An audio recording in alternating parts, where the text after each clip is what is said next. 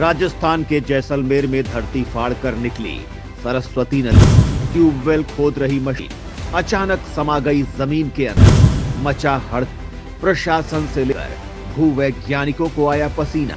दोस्तों, भारत के इतिहास में सरस्वती नदी का महत्वपूर्ण स्थान है। माना जाता है कि आर्यों ने सरस्वती नदी के किनारे वेदों की रचना की। ऋग्वेद में इस नदी का उल्लेख मिलता है, लेकिन आज के वक्त में ये नदी विलुप्त हो चुकी है। लेकिन बहुत से भूवैज्ञानिकों का दावा है कि ये नदी आज भी जमीन के अंदर है और कई कारणों से विलुप्त हो गई है। अगर इसकी खोज की जा सके तो इसका फायदा भारत को हो सकता है। इसे लेकर भूवैज्ञानिक तरह तरह का दावा करते रहे हैं, लेकिन राजस्थान के जैसलमेर में उस वक्त अचानक इस नदी की चर्चा तेज हो गई जब एक ट्यूबवेल की खुदाई के दौरान अचानक बेतहाशा पानी अपने आप निकल पड़ा। 2 दिनों तक ये पानी लगातार बहता रहा। बड़ी मुश्किल से इसे रोका गया। ये सब कुछ इतना अचानक हुआ कि पूरी की पूरी मशीन ही 850 फुट नीचे जमीन के अंदर धंस गई।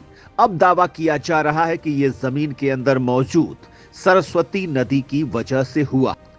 तो आइए जानते हैं कि आखिर सरस्वती नदी के बारे में क्या है चौंकाने वाले दावे। ऋग्वेद में सरस्वती नदी को बताया गया है नदियों में सबसे श्रेष्ठ। ये नदी बहती थी हिमालय से हरियाणा, पंजाब और गुजरात तक। इस वीडियो में सबसे पहले हम आपको ये बताएंगे कि सरस्वती नदी का इतिहास क्या है।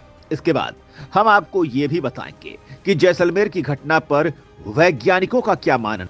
सरस्वती नदी को भारत की सर्वश्रेष्ठ नदी माना जाता था। इतिहास के मुताबिक सबसे पहले आर्यों ने इसी नदी के किनारे शहर बसाए थे। बाद में भौगोलिक कारणों से ये नदी विलुप्त हो गई। गंगा और जमुना भी अपने स्थान से दूर चली गई। कुछ लोगों का दावा है कि सरस्वती नदी गंगा और जमुना की उप नदी थी और जब गंगा और जमुना अपने स्थान से दूर गईं तो इस नदी को पानी मिलना बंद हो गया और ये नदी खत्म हो गई। लेकिन कुछ लोगों का मानना है कि सरस्वती नदी आज भी जीवित है और ये धरती के अंदर बह रही है। माना जाता है कि ये नदी हिमालय से निकली है और हरियाणा, पंजाब, राजस्थान और गुजरात राज्यों से होकर बहती है।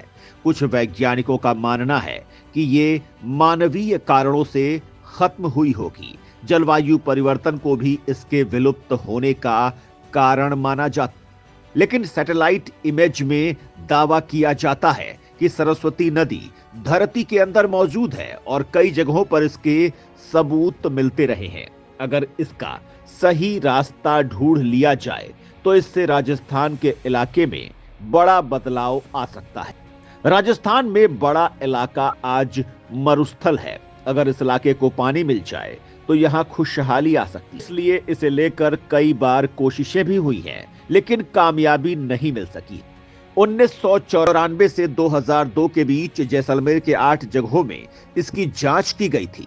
पानी की आयु पता करने के लिए इसका सैंपल भाभा परमाणु अनुसंधान केंद्र को भेजा गया। रिपोर्ट में बताया गया था कि यह जल 1900 साल से 5700 साल पुराना हो सकता है। जोधपुर के रिमोट सेंसिंग सेंटर में कहा गया कि जैसलमेर में सरस्वती नदी के प्रवाह के संकेत मिलते हैं। इसकी धारा जैसलमेर से पाकिस्तान सीमा से होती हुई कच्छ तक जाती है। 1994 से 2003 तक खुदाई का काम चला। इस दौरान जो पानी मिला था उसकी जांच की गई थी। इस पानी की आयु भी 2 से 5000 साल पुरानी मिली थी। कम बजट की वजह से काम बंद कर दिया गया था। उस वक्त केवल 27 लाख रुपए ही इस प्रोग्राम को दिए गए थे। 1994 से 2003 के बीच 8 से ज्यादा कुएं खुदवाए गए। जो पानी निकला उसकी आयु सरस्वती नदी के वक्त से मिलती है। 4 कुएं 150 से 300 मीटर गहरे खोदे गए। इस पानी की आयु 2100 से 8000 साल पुरानी निकली। इन सभी कुओं का पानी पीने योग्य था। 2003 के बाद ये खुदाई बंद है और 2015 तक इस प्रोग्राम को बजट ही नहीं दिया गया। ये प्रशासन की भयंकर हीला हवाली को दिखाता है। 2015 से सरकार को 70 करोड़ के बजट का प्रपोजल भेजा गया था, लेकिन सरकार ने इस पर कोई जवाब नहीं दिया था। जैसलमेर के मोहनगढ़ में हुई घटना ने एक बार फिर से प्रशासन की नींद उड़ा दी है। ग्रामीण खोद रहे थे ट्यूबवेल, अचानक रिसने लगी गैस, फूट पड़ी धारा, 50 फीट ऊंची मशीन देखते ही देखते गड्ढे में समाई। पुलिस कर रही है निगरानी। जैसलमेर के मोहनगढ़ में कुछ लोग ट्यूबवेल खोद रहे थे। अचानक वहां गैस और पानी का रिसाव होने लगा और जिस मशीन से ट्यूबवेल खोदा जा रहा था वो पूरी की पूरी मशीन जमीन में समा गई।